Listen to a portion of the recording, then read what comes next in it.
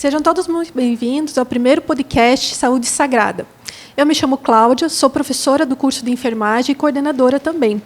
Hoje eu estou aqui para falar um pouquinho dessa ideia do podcast e, para isso, também trouxe um entrevistado. Então, qual que é a ideia do podcast? É falar sobre os aspectos da fé, da espiritualidade na saúde humana, porque seria muito fácil se nós fôssemos apenas uma junção de membros, cabeças, pernas, mas não somos só isso. Tem todas as outras dimensões, né? Existe a dimensão física, a dimensão social e a dimensão espiritual. Tudo isso compõe o ser humano.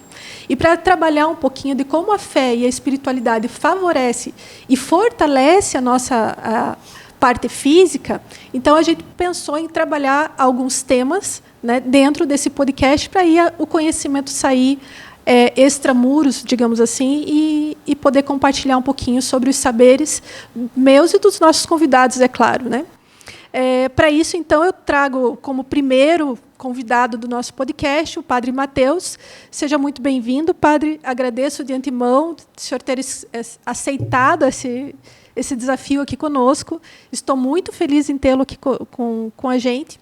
O Padre Mateus é o padre dos Arautos, mas eu gostaria que o senhor mesmo se apresentasse, Padre, falasse um pouquinho sobre o senhor, sobre os Arautos, para a gente começar essa conversa.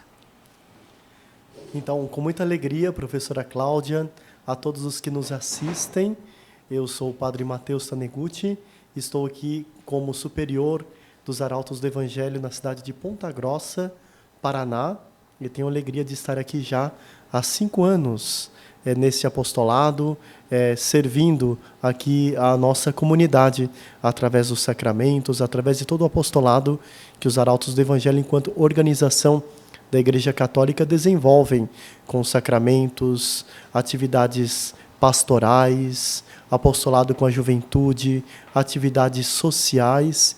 Então, para nós é uma grande alegria estarmos aqui neste primeiro podcast, primeiro de muitos, e que esse tema é um tema muito importante e que promete muito.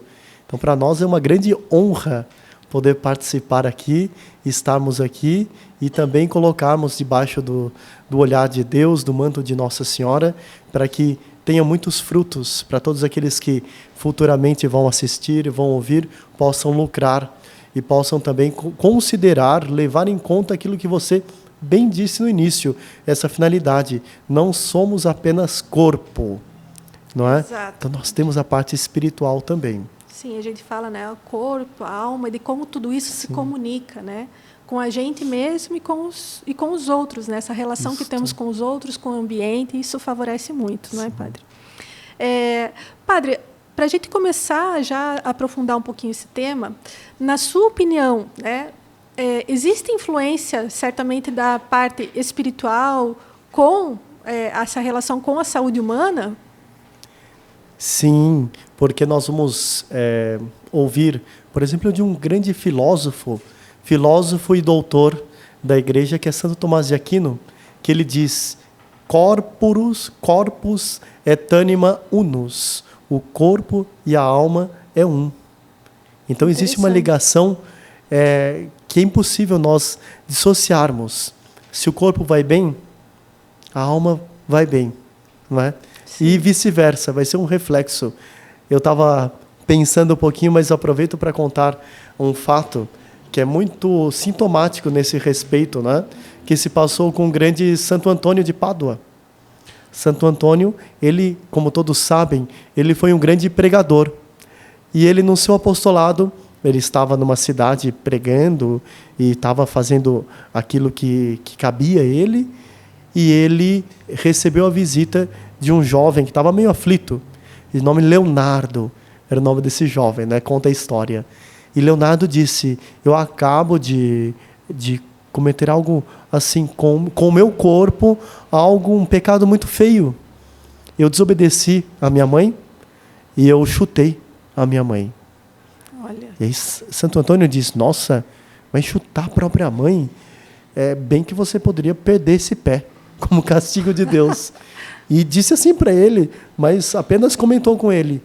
E o jovem, como ele tinha agido assim com o corpo, a alma dele ficou abalada. E ele ficou meio perplexo. Então, cabeça de jovem, a gente sabe, às vezes a gente tem que medir as palavras, não é? Sim. Pode ser que às vezes uma palavra mal encaixada pode cair mal. Não só para eles, mas para qualquer um, né? Os jovens costumam, né, com essa impulsividade de responder de qualquer forma e depois acaba ficando mal, né? Sim. Eu, como enfermeira, a gente percebe muito, né, na minha prática, hoje eu já não atuo mais dentro do hospital, mas a gente percebe muito as pessoas, né, quando não estão bem de saúde, geralmente levam um terço, levam um rosário. E existe essa relação, padre? Explica um pouquinho para a gente. Então, apenas existe uma total relação com os objetos sagrados e, digamos assim, a parte espiritual relacionada também à cura, não é? Sim. Porque aí eu concluo esse fato que foi um milagre de Santo Antônio, que esse jovem, ele, após ouvir isso de Santo Antônio, ele volta para casa perplexo. E aquilo ficou povoando a cabeça dele. Bem que eu poderia perder o pé por ter ofendido a minha mãe. E ele pega, então, um machado. E ele, então, escolhe, uma vez que com o meu corpo, eu agi mal, eu estou me sentindo mal espiritualmente, eu vou, então, dar fim na minha perna, que eu tenho minha mãe. E mandou um machado na perna. Meu Deus. Aí esse fato de Santo Antônio foi o seguinte, que a mãe desesperada procura Santo Antônio e diz, olha, o senhor disse isso para ele, agora dá um jeito. Me ajude. E Santo Antônio diz, não, pois não. É um dos grandes milagres de Santo Antônio. Ele pega o jovem, vai até o jovem e dá uma bênção na perna ferida do jovem, com uma machadada. Quase ele separou o membro. E no momento que ele termina a bênção, não é o grande Santo Antônio, milagreiro, que nós conhecemos, a perna do jovem estava inteiramente recuperada. Olha não é? só. Por quê? É muito interessante, porque junto com esta bênção de Santo Antônio fez um bem físico para ele, mas também com a afirmação dele do grande pecado que ele tinha cometido de ter agido desta forma, Santo Antônio também fez um bem para a sua alma. Não é? Nós vemos o quanto que caminham juntos, corpo e alma. Com certeza. Essa história eu não sabia de Santo Antônio. É um fato realmente muito tocante, muito marcante, não é? Muito. E um outro aspecto que a senhora pergunta, e que pela sua experiência também, com relação aos pacientes, aos enfermos, e o quanto que nesse momento eles recorrem às coisas espirituais. Há pouco conversava com um médico também, e ele, impressionado, não é, de um estudo que ele lia com relação à diferença que existe entre pacientes que, enquanto estão no leito de dor, estão internados, recorrem a recursos espirituais, a agilidade da convalescença, da recuperação dessas pessoas, e alguns pacientes que preferem não fazer uso disso. E o quanto que esses pacientes que buscam, como a senhora bem disse, o terço, buscam oração, buscam a Deus, como que a parte espiritual, que é tão necessária, auxilia eles para que eles possam, com mais facilidade, com mais agilidade, concluir o seu tratamento e se recuperarem mais rápido. Não é? É impressionante, né? Eu lembro muito de uma paciente da oncologia. Sim. E essa paciente, ela tinha uma fé, era algo assim admirável, né? E ela já estava toda edemaciada, a gente fala em anasarca, né? Quando está realmente todo edemaciado. E ela olhava para a gente com uma fé tão forte, ela falava assim, eu vou sair daqui e ainda vou vir visitar vocês. E a gente falava, eu não quero que a senhora, né? Agora eu não me recordo o nome dela, faleça no meu plantão. A gente comentava muito isso, porque a gente se apega com o paciente, ainda mais os pacientes que ficam 30, 40, 60 dias.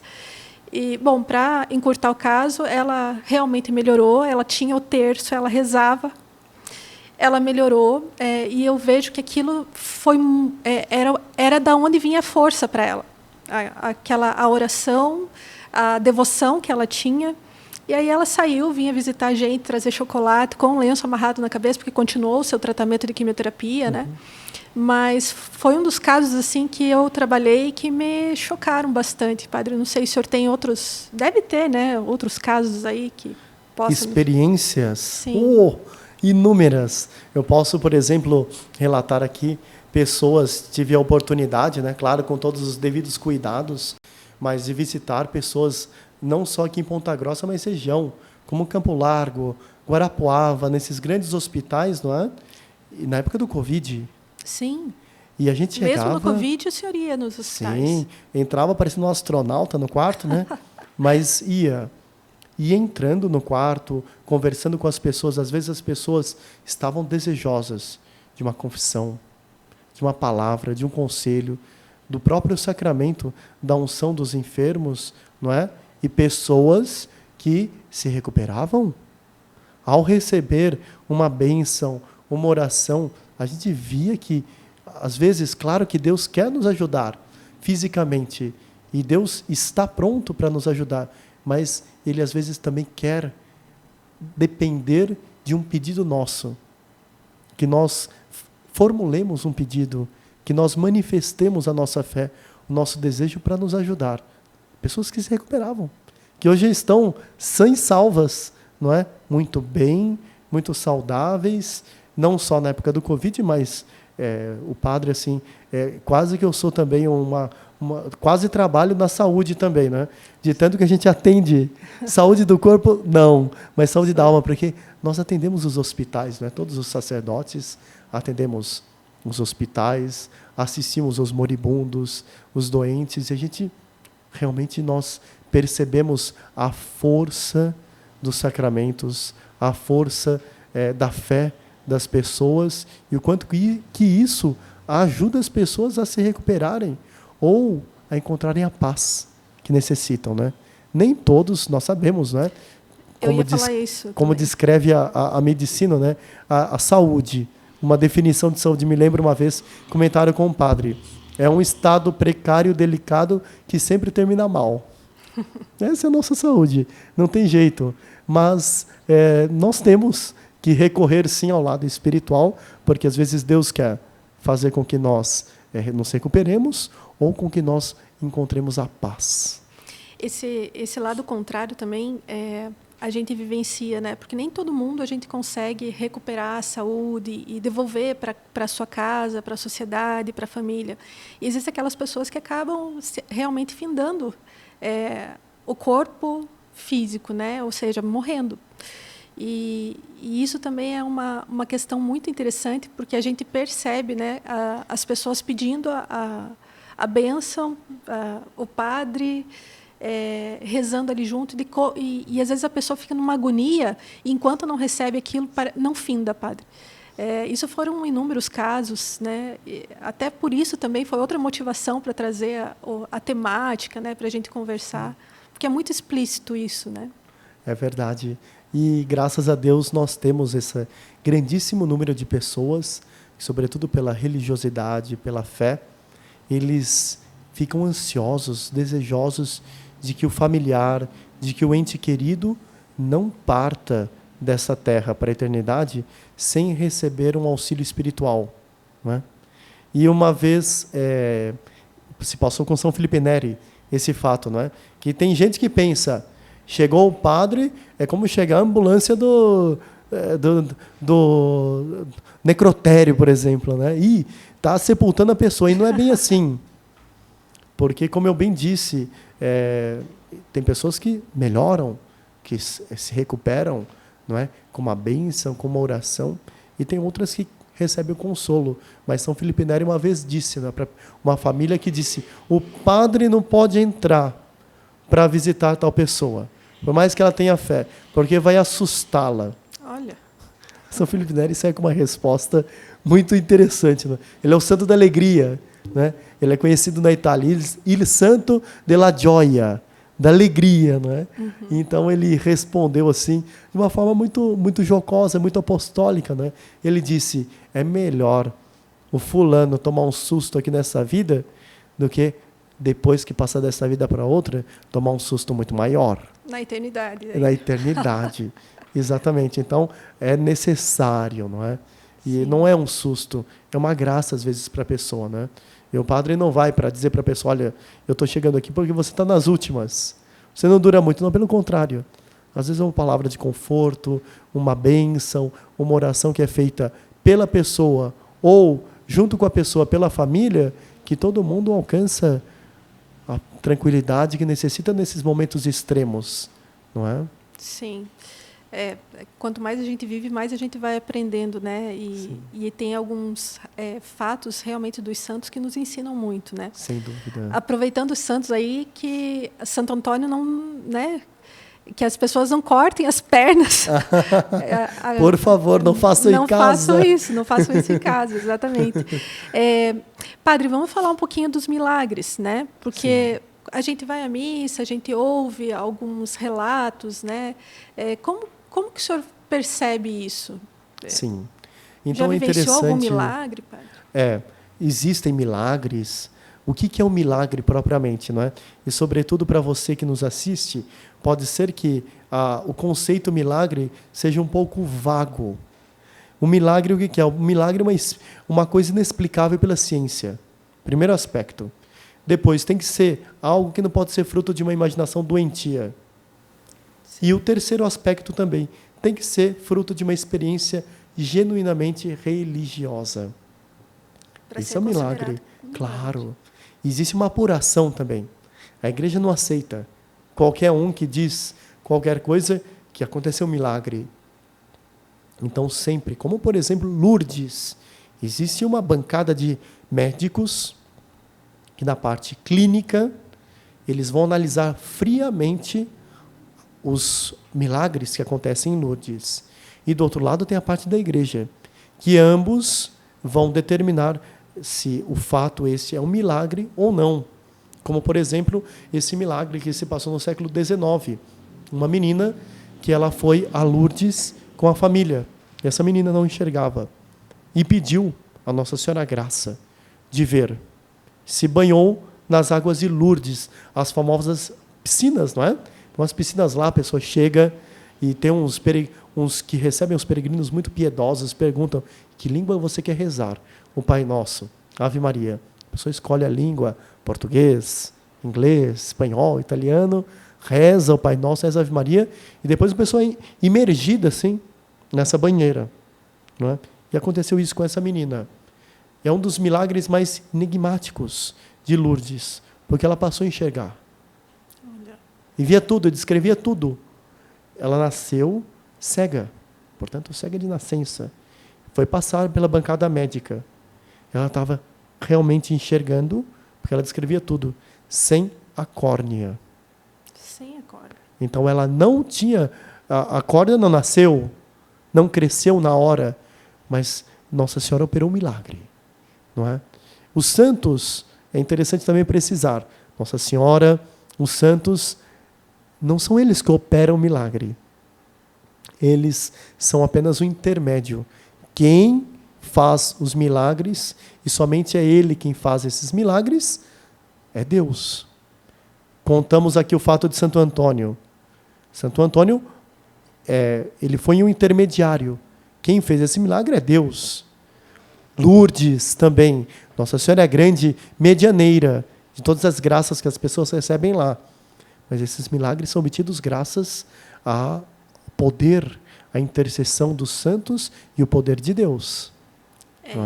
Isso é importante falar, Sim. né, padre? Porque às vezes outras pessoas de outras religiões não compreendem, né? Quando a gente reza para Nossa Senhora, a gente pede intercessão dos santos, Sim. né?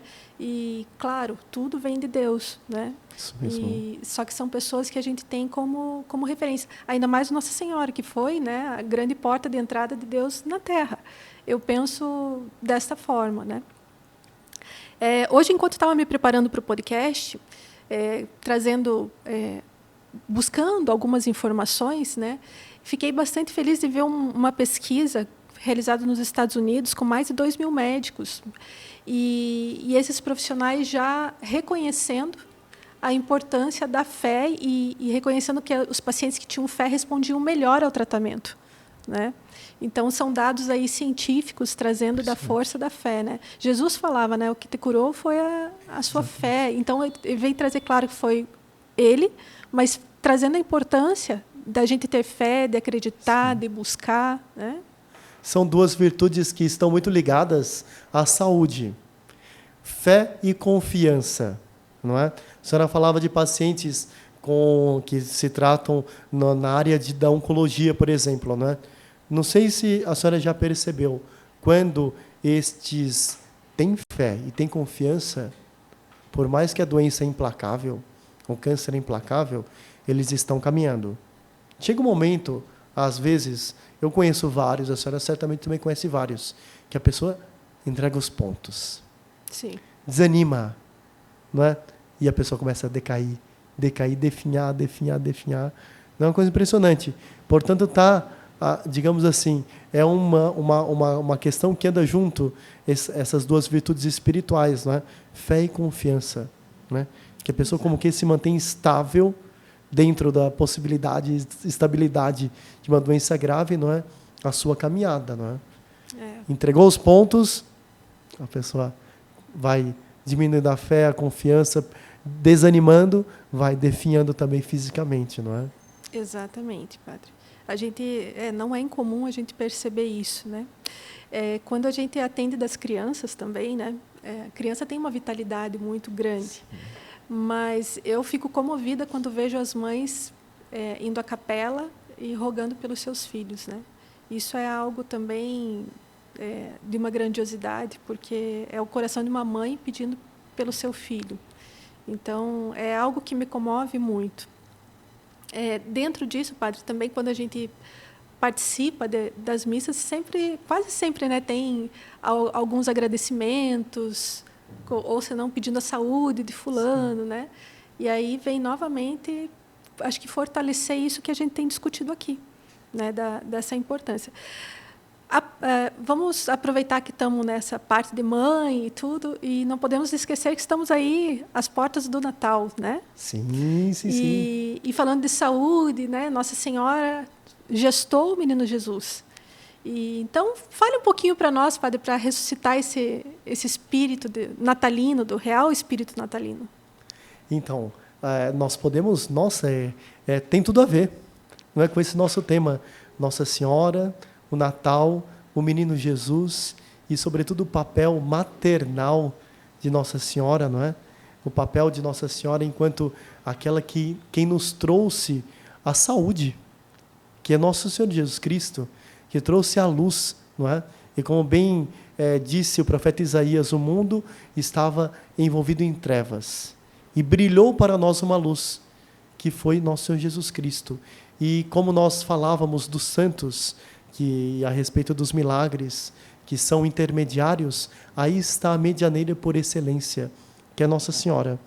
Ela quem gerou, ela quem cuidou depois de dar à luz o menino Jesus, ela quem acompanhou o menino Jesus ao longo da sua vida, ela quem estava aos pés da cruz no momento da sua morte, ela quem, com a sua fé, acreditou na ressurreição e por isso sustentou nesses 3 dias, enquanto todos os apóstolos, todos o entorno estavam sem fé, não criam mais na ressurreição, ela sozinha sustentou a humanidade com a sua fé.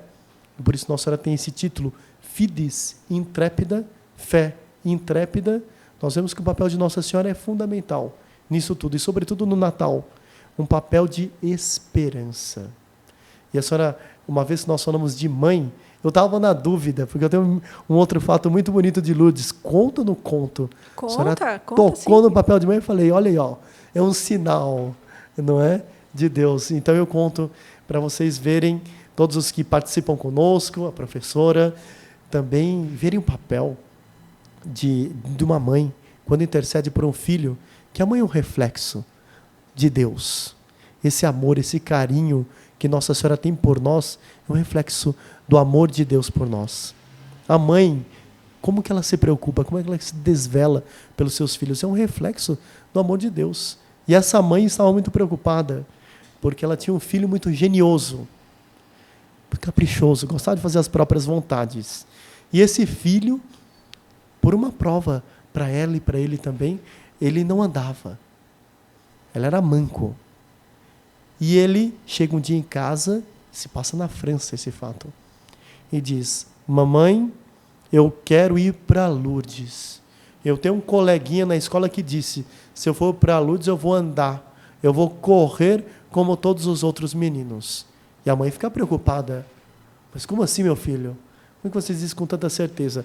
A gente tem que conformar-nos à vontade de Deus. Se for da vontade de Deus, sim. Não, eu vou ser curado, mãe. E ele fez e conseguiu tirar da mãe uma viagem para Lourdes. Todos os dias em Lourdes tem uma bênção do Santíssimo Sacramento. E a mãe levou ele para essa bênção do Santíssimo Sacramento. E no momento que o Santíssimo passava, a mãe rezava interiormente: por favor, Senhor Jesus, cure meu filho. Porque eu não sei o que vai ser dele. Se ele é uma pessoa tão difícil assim, ele não vai se conformar se ele não for curado. Se o Senhor não o ajudar, por favor, ajude-o. E a mãe dizia para ele exteriormente: peça com fé. Olha. Peça com fé. E aí chegou o momento do Santíssimo estar passando na frente dele. E a mãe, assim aflita, abaixou a cabeça. Falou: não quero ver. O que vai acontecer aqui? Por que o meu filho vai... Que revoltas vão gerar nele se ele não for curado? Não é? Eu creio, mas ele não crê o tanto que eu creio. E abaixou a cabeça. No momento que o Santíssimo passou, ela se dirigiu para o filho e disse: então, pediu ou não? Aí o menino disse para a mãe, apontou o dedo assim e disse assim: ó, olha ali, mãe. Na frente dele tinha um menino que estava na cadeira de rodas. Ele estava só na muleta. O outro menino, da idade dele, estava na cadeira de rodas. Naquele momento ele estava se levantando. Nossa. Acontece isso em Lourdes, até hoje, 2023. E aí a mãe disse: o que você fez? Ele disse: eu pedi por aquele. Ele precisava mais do que eu. É uma história que emociona, né? Impressionante. E aí, esse está no relato de Lourdes, justamente para comprovar. Não é apenas um milagre. É mais do que um milagre. É uma conversão. Porque ali, o menino não foi curado fisicamente, mas foi uma cura muito melhor e muito superior. Foi uma cura espiritual. E esse menino, ele precisava dessa cura física, mas sobretudo da cura da alma. E foi o que Deus deu para ele. Aquilo que a mãe pediu com fé, aí o papel de Nossa Senhora, a fé de Nossa Senhora, a fé das mães, a intercessão das mães, a oração das mães, o reflexo delas, e o reflexo de Nossa Senhora, do amor de Deus por nós, olha a maravilha que faz. Não é? As feridas da alma são muito mais difíceis de serem cicatrizadas do que a do corpo, né, Padre? Porque para o corpo físico a gente tem coberturas especiais, tecnologias, e as feridas da alma, né? Quais são os curativos, Padre? Exato, as feridas da alma. Eu até trouxe aqui, interessante, né? Que você coloca para o Padre esta questão, porque as feridas da alma, a pessoa que está espiritualmente ferida, ela precisa buscar um sacramento. É o único sacramento como que vai cuidar dessa ferida, vai fortalecer, vai revigorar a pessoa que está enfraquecida por causa desses ferimentos, que é o sacramento da reconciliação. É o sacramento da confissão, o sacramento do perdão. Esse é o sacramento que cura as feridas da alma. Não tem melhor sacramento. E por isso que alguns santos dizem: a confissão é o sacramento da alegria. Por que alegria? Porque restitui tudo aquilo que a alma necessita enquanto benefício espiritual. Com o pecado, nos tornamos inimigos de Deus. Quando nós recebemos o perdão, através da confissão, nós nos tornamos novamente amigos de Deus. Por isso a alegria de sermos amigos de Deus novamente. E de sermos a representação viva da parábola do filho pródigo do Evangelho, que retorna para a casa do Pai. Não é? Então isso é o meio que Deus se utilizou para estar presente entre nós e curar todas as feridas que, por causa do pecado, por causa das fraquezas, das misérias humanas, os homens cometem. Não é? Sabe, Padre, que aproveitando nisso, né, acho que não é bem uma confissão, mas é um depoimento. fazia mais de 10 anos que eu não me confessava, né? Porque a gente entra na vida e aí Sim. as coisas vão consumindo.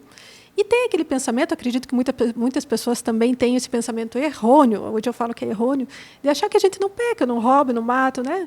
E aí, quando eu estava conversando com o padre, e falei isso para ele, falei, mas eu não peco, padre. Daí ele falou assim, minha filha, como não peca? Né? Daí eu falei, mas padre, eu não roubo. Não. Daí ele falou, você está se comparando a essas pessoas que roubam, que matam, mas qual é o espelho que você está tendo? E aí ele me chamou para a confissão, padre. E aí foi onde eu experienciei a confissão de uma forma verdadeira. E ele me ensinou. E foi impressionante, né? Como eu saí de lá mais leve, né? A alma, assim, é algo que eu acho que só as pessoas experienciando mesmo. E aí, então, foi para mim realmente. Agora eu tenho me confessado todo mês.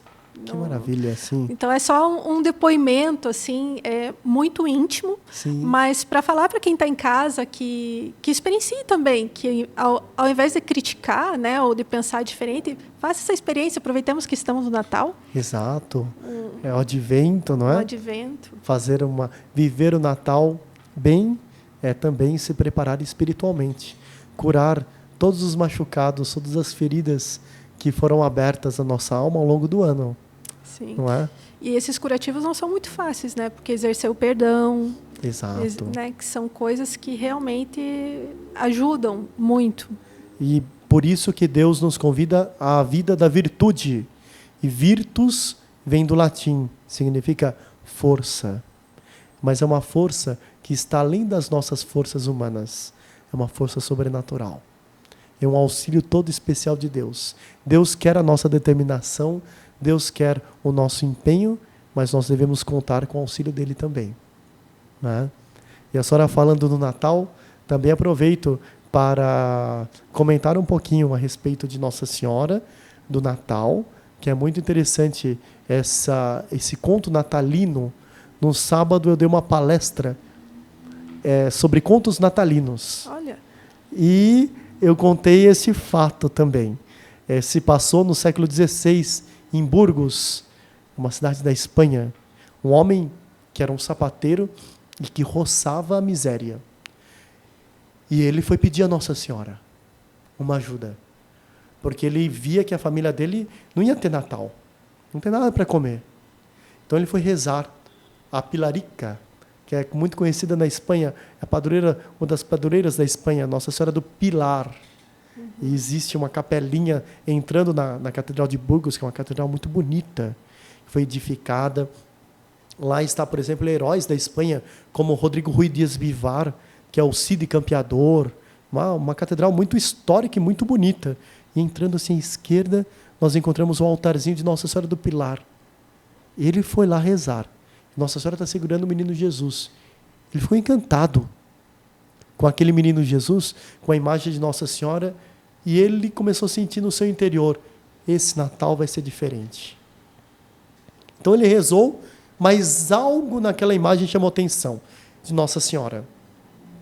O menino Jesus, ele estava adornado com um sapato. E ele, sapateiro, sabia muito bem os sapatos, e, digamos, quando o sapato era bem confeccionado, ele olha, é um sapato de seda, lindo, com fios de ouro. Alguém tinha doado, e com pedras preciosas encravejadas no sapato. E ele fala, nossa, que sapato bonito esse para o menino Jesus. E continua rezando para Nossa Senhora. Chega um momento em que Nossa Senhora começa a sorrir para ele. Isso é histórico, hein?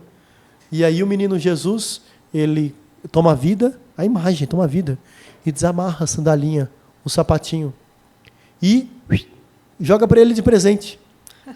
E ele pega o sapato, muito obrigado, Senhor, e sai correndo da igreja, e vai procurar um joalheiro.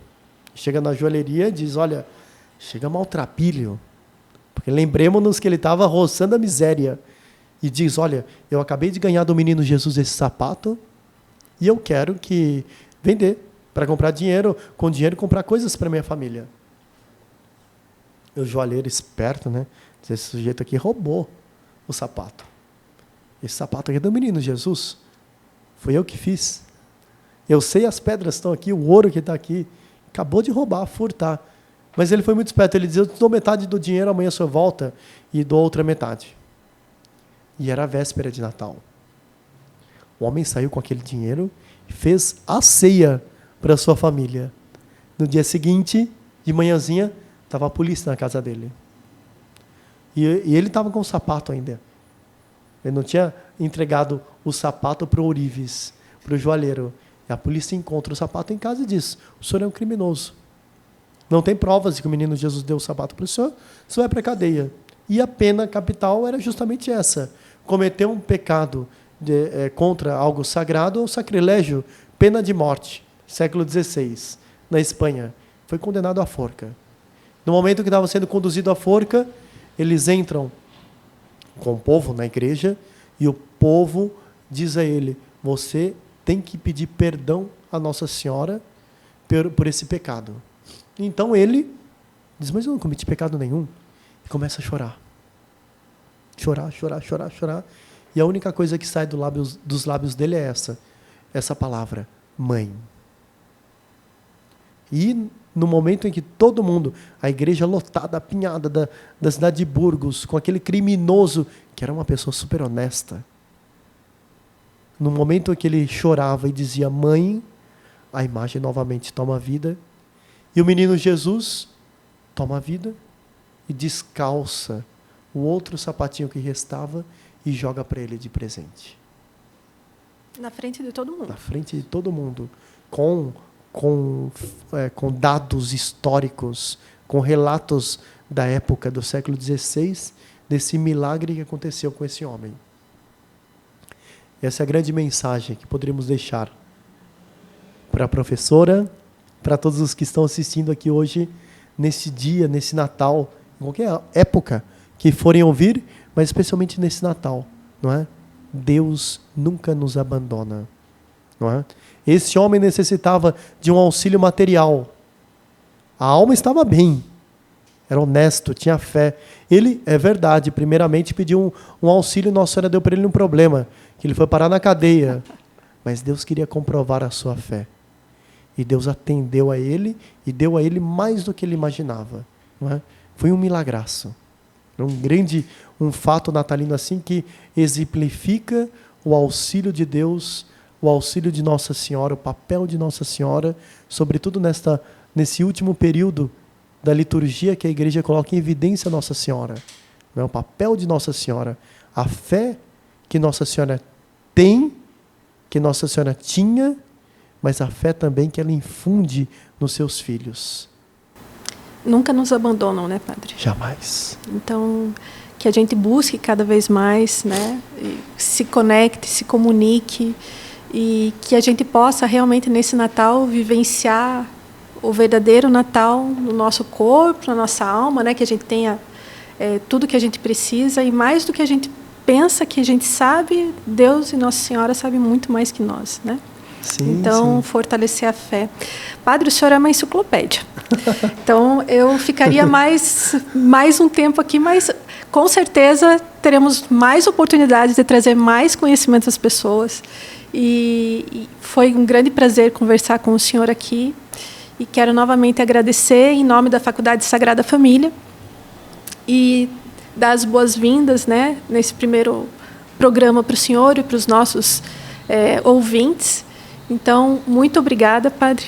E o senhor esteja à vontade, se quiser dar uma última mensagem às pessoas. Não, eu queria agradecer. A minha mensagem é de gratidão à senhora, professora, que tão bondosamente nos convida, também a oportunidade que nos dá a Faculdade de Sagrada Família de estarmos aqui também e também desejar do fundo dos nossos corações a todos, né?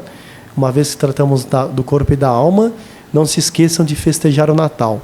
Uma comida muito saborosa, uma comida muito boa, mas também não se esqueçam da sua alma, não é? As duas coisas juntas. E eu acho que, se a senhora achar por bem, de repente, rezamos um Pai Nosso. Pode ser, Padre. E deixamos uma bênção. Não sei se a senhora tem mais algo a dizer. Não, eu só agradecer mesmo, Padre, e falar para as pessoas que nos acompanhem que teremos mais programas com uma certa periodicidade, tratando, né, dos aspectos da saúde, da fé, da espiritualidade, né, e falar que as pessoas, né, busquem a fé e que somos uma junção só, corpo, alma, espírito, social, né? Acho que a gente não pode esquecer disso. Muito bem. Então, em nome do Pai, do Filho e do Espírito Santo. Amém? Pai nosso que estais nos céus, santificado seja o vosso nome. Venha a nós o vosso reino. Seja feita a vossa vontade, assim na terra como no céu. O pão nosso de cada dia nos dai hoje. Perdoai-nos as nossas ofensas, assim como nós perdoamos a quem nos tem ofendido. E não nos deixeis cair em tentação, mas livrai-nos do mal. Amém. Então, a você, professora Cláudia, a todos que nos assistem, uma bênção natalina toda especial. Por intercessão do Divino Menino Jesus, de Maria Santíssima, de São José, que a bênção de Deus Todo-Poderoso, que é Pai, Filho e Espírito Santo, desça sobre vós, suas famílias, e permaneça para sempre. Amém. Amém, Padre. Muito obrigada. Com muita alegria. Obrigada. Obrigada.